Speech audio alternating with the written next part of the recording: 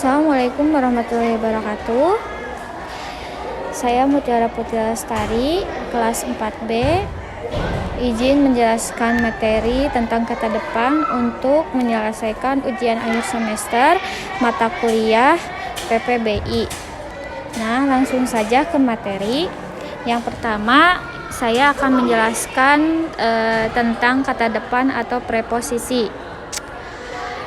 Ditinjau dari perilaku semantis, menandai hubungan makna antara konstituen di depan preposisi dengan konstituen di belakangnya. Contoh dalam frasa pergi ke pasar, preposisi ke menyatakan hubungan makna arah pergi dan pasar. Dan sudah jelas ya bahwa preposisi ke menyatakan hubungan yang dijelaskan kepada makna ke, yaitu arah pergi dan pasar. Selanjutnya, ditinjau dari perilaku sintaksisnya, preposisi ada di depan nomina atau kata depan. Terus ada adjektiva atau kata sifat, ada adverbia atau keterangan kata kerja. Misalnya ke pasar, sampai penuh, dengan segera. Itu adalah salah satu contoh ditinjau dari perilaku sintaksisnya. Nah, selanjutnya ada preposisi tunggal. Nah, preposisi yang berupa kata dasar, misalnya ada kata akan, antara, bagi, buat, dari, demi, dengan, di, hingga, ke, kecuali, lepas, lewat, oleh, pada, per, peri, sampai, dan sebagainya. Nah, di sini ada preposisi tunggal yang memang sudah jelas berupa kata dasar. Selanjutnya ada preposisi yang berupa kata berafiks. Nah, ada kata yang berprefiks. Nah, ini contohnya ada kata bersama, beserta, menjelang, menuju, menurut, sentero, sekeliling, sekitar, selama, sepanjang, seputar, seluruh, terhadap.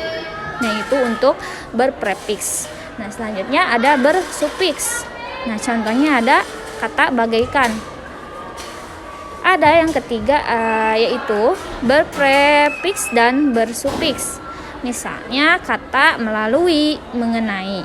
Nah, itu adalah contoh dari preposisi yang berupa kata berafiks ya, berafiks.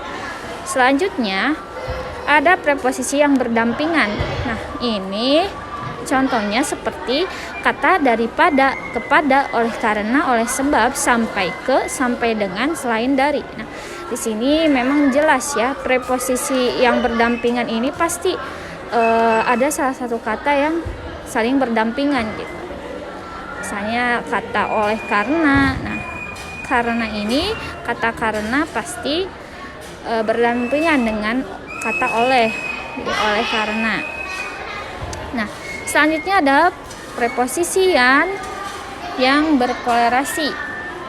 Misalnya ada salah satu kata yang memang jelas, yaitu antara, kata antara dengan sejak dan sampai, sejak dan sehingga. Nah, itu adalah preposisi yang berkolerasi. Selanjutnya, preposisi dan nomina lokatif.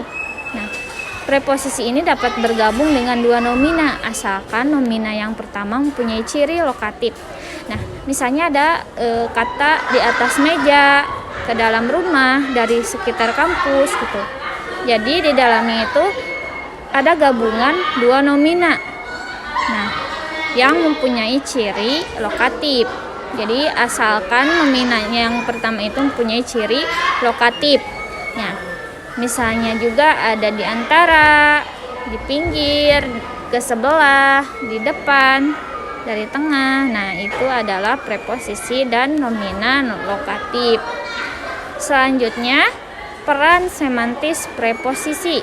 Nah, ada 7. Yang pertama, penanda hubungan tempat. Di, misalnya kata di, ke, dari, hingga, sampai, antara, dan pada. Nah, Kedua, penanda hubungan peruntukan. Misalnya ada kata bagi, untuk, buat. Ketiga, penanda hubungan kesetaraan atau cara. Misalnya kata dengan, sambil, bersama, dan lain-lain. Keempat, ada penanda hubungan pelaku. Misalnya kata oleh. Nah, itu adalah penanda hubungan pelaku ya. Nah, kelima, ada penanda hubungan waktu. Nah, jelas ya ini tentang waktu. Misalnya pada, ada kata pada, sejak, hingga, menjelang. Nah, itu adalah penanda hubungan waktu. Keenam, ada penanda hubungan ihwal, peristiwa. Misalnya tentang, ada kata tentang, terus mengenai. Nah, itu merupakan penanda hubungan ihwal, peristiwa. Nah, yang terakhir, penanda hubungan milik. Nah, itu adalah peran semantis dari preposisi. Nah, memang preposisi ini ada tunggal, gabungan. Nah, tunggal ada kata dasar, berafiks, terus gabungan ada preposisi berdampingan, ada preposisi berkorelasi, dan preposisi lokatif. Nah, untuk berafiks ada berprefiks, ada bersufiks, dan ada berprefiks dan bersufiks, seperti itu. Nah, jadi untuk itu dicukupkan penjelasan dari kata depan atau preposisi sehingga kita bisa mengetahui mana kata yang seharusnya ada di kata depan suatu kalimat atau suatu paragraf yang baik dan benar. Nah, sekian dari penjelasan saya. Terima kasih atas perhatian atau terima kasih sudah menonton penjelasan saya dan menyimak penjelasan saya. Semoga bermanfaat. Wassalamualaikum warahmatullahi wabarakatuh.